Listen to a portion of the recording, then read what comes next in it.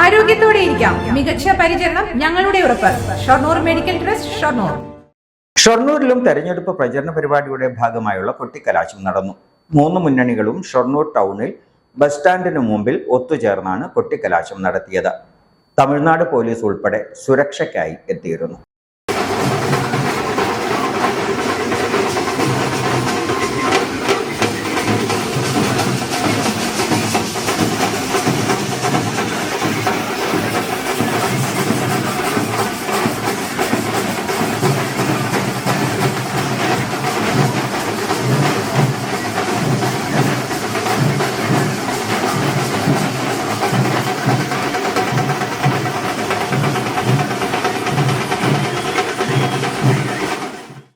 ഒറ്റപ്പാലം നഗരത്തിൽ കർശന സുരക്ഷയിൽ തെരഞ്ഞെടുപ്പ് കൊട്ടിക്കലാശം.